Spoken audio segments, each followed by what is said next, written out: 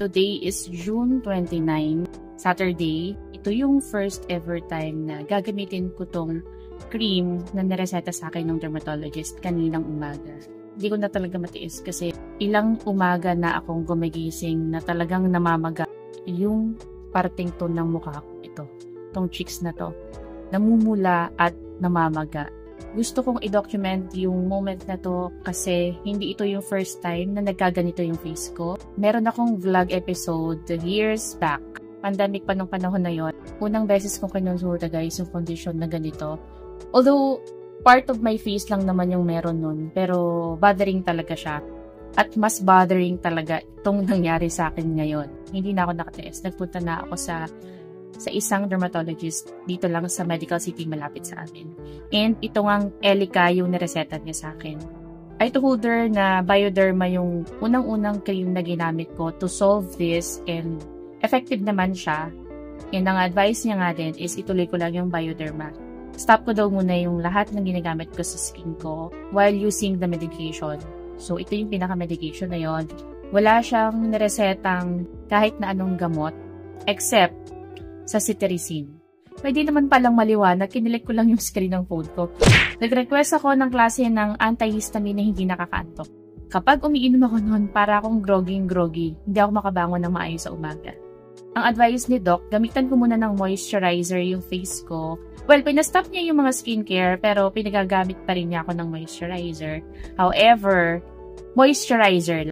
Better daw kung yung Bioderma agad yung gagamitin ko or not my usual moisturizer. Pero hindi pa dumating yung in-order kong Bioderma, meron naman akong available na moisturizer. Pero gusto kong i-document yung cream na to, kaya gusto ko siyang i-apply direkta sa balat ko without any moisturizer.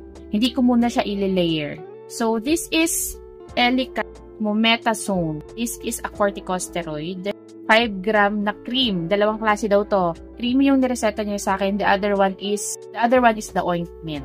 So, subukan na natin siya. First time kong gagamit nito ever in my life. Mabibili siya sa kahit saang drugstore. $4.99 yung bili ko sa Mercury Drug. Ang sabi ng jowa ko, $4.50 daw yung bili niya sa Watsons. Lalagay ko din yung link dyan sa description box kung saan nyo siya pwedeng mabili online. So, syempre, sa kagagahan ko, pagkabutas ko sa kanya, silabasan ng buong sambayan. So, huwag natin sayangin to guys. Ayan siya. Ayan. Nilagay na natin sa portion ng face ko na may issue. So, dito yun. Ito talagang side na to. Yung left side ng face ko yung medyo malala. Medyo malala yung pamamaga and yung redness nila, halos same lang. Pero guys, ang lala nung nandito. Ang gaspang niya talaga. Alam niyo yung sobrang dry na ewan. Kapag ginanon mo siya ng kamay mo, talagang alam mo yung parang liha. Ganun kalala yung balat. Mild lang naman daw to, sabi ng dermatologist. Pero ang pinalalagyan niya lang na portion is yung portion lang na meron. So, not all over your face. Nalagyan ko na yung portion na to, pababa dito guys. Sa baba ko kasi may dryness din akong na-encounter dito. Meron siyang sensation na parang may konting-konting hapde or init, parang ganon. May ganong reaction. Lipat naman tayo sa kabilang side. Alam nyo, ang kati talaga nito. Kaya nirestahan niya rin ako ng antihistamine. Pero ayoko talaga ng antihistamine na aantukin ako. So, ang sabi ni Doc, babalik ako sa kanya after 10 days. Pero itong cream and yung antihistamine ko is good for 5 days lang. So, natapos ko na siya. Meron na tong side na to and yung side na to. I-document ko ulit yung kalagayan ng skin ko pagising ko tomorrow. So, yun lang muna for now. Tingnan natin kung ano yung magiging epekto ng Elica sa skin ko. Before kasi, walang nareseta sa akin ganitong cream. Diretsong Bioderma. Nakinig naman yung skin ko sa Bioderma, pero tignan natin this time. Good morning. So, June 30 na. Ito yung outcome after nung first ever lagay ko dun sa cream na Elica. Napansin ko, parang nabawasan o talagang nawala yung redness. Pero, puffing pa din to. Parang namamaga pa din talaga siya. So, tinignan ko siya sa salamin. Wala na talaga yung redness. Pero, feeling ko, nagpa-puff pa din talaga yung part na to ng face ko. Medyo may maga siya. Nakakapagtaka. Para ako nagpa-botox. Tingnan naman natin siya sa natural light. Wala na talaga yung redness.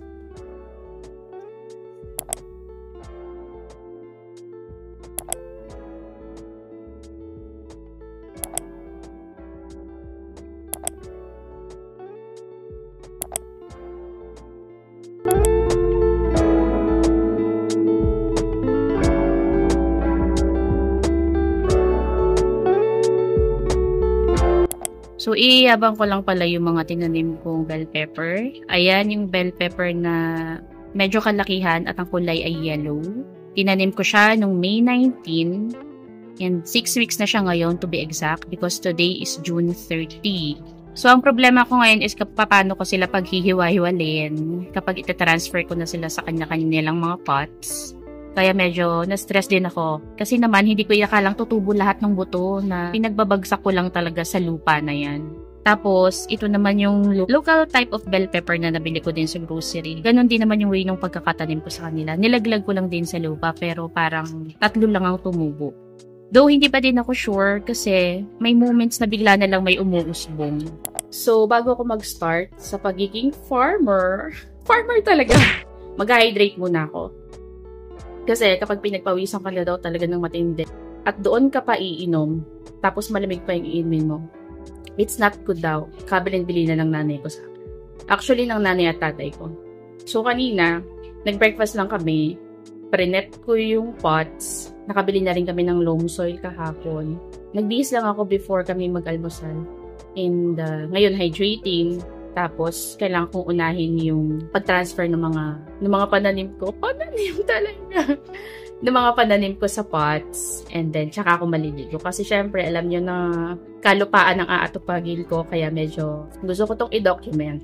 Gusto kong makita kung magiging successful yung pagtatanim na ginawa ko. Gusto kong ma-discover yung mga kamay ko kung meron akong green thumb. Charot.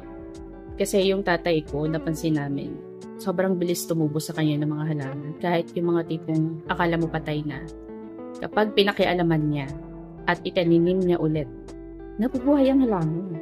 Maiba na ako ulit, no? So, nararamdaman ko pa din yung puffiness dito. Pagka tumitingin ako sa floor, ganyan, pakiramdam ko may maga na umaabot sa mata ko. Mararamdaman mo yun eh, it's not normal. Kaya nanonotice mo siya sa sarili mong skin. So, yun yung update para sa inflammation na na-experience ko sa face ko.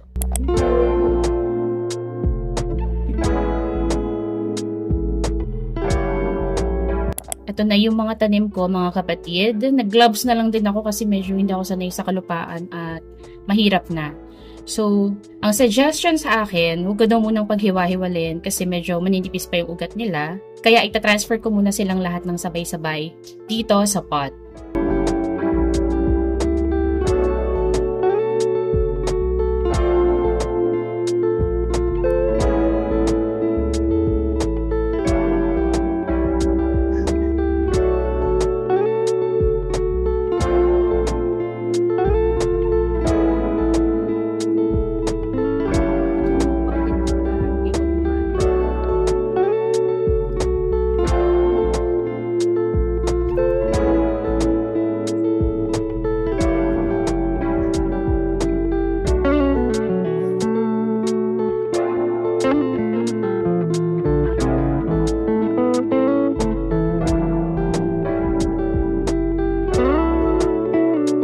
And hindi natin syempre pwedeng iwanan yung tatlong to.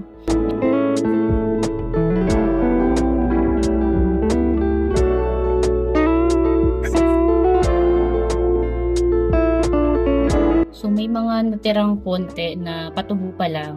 Wala na akong mapaglagyan. So dyan na lang muna sila. Para mabuhay itong mga to, lalagyan natin ng loam soil. Kasi sayang din. Since nagalaw na natin yung kalupaan sa lagayan na to, and meron tayong inaabangan na ilan pang mga natira, titingnan natin kung tutubo pa rin sila despite the moment na gumalaw yung paligid nila.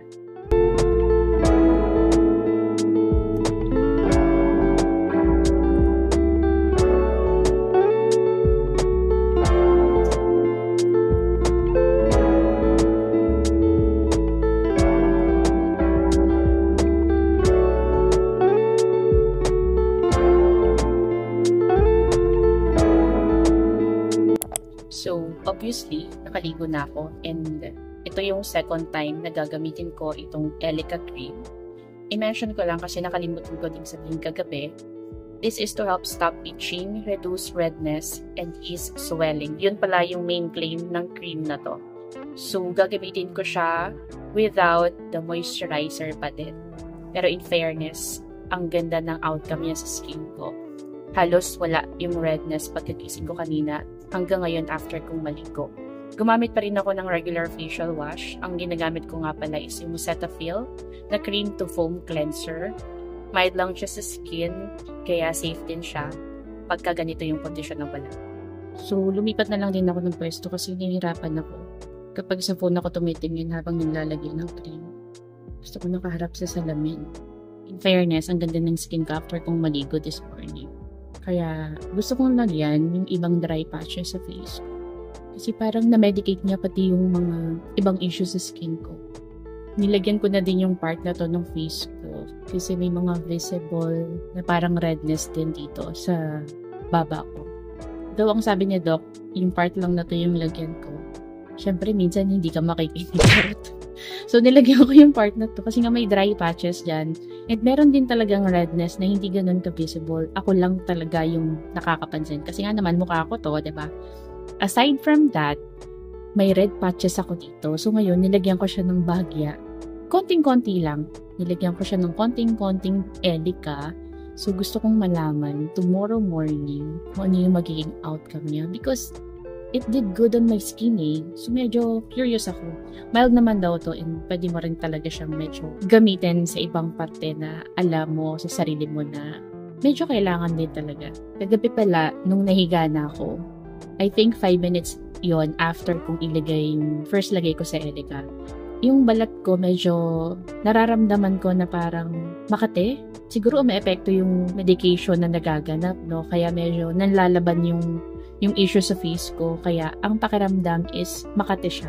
Siyempre, wag mong kamutin kasi sayang naman yung gamot, diba? And masascratch yung skin mo, lalo na mukha yan. And hinayaan ko lang siyang ganun hanggang sa nakatulog na ako. Tapos pagising ko kanina, yun nga, medyo nag-clear yung face ko.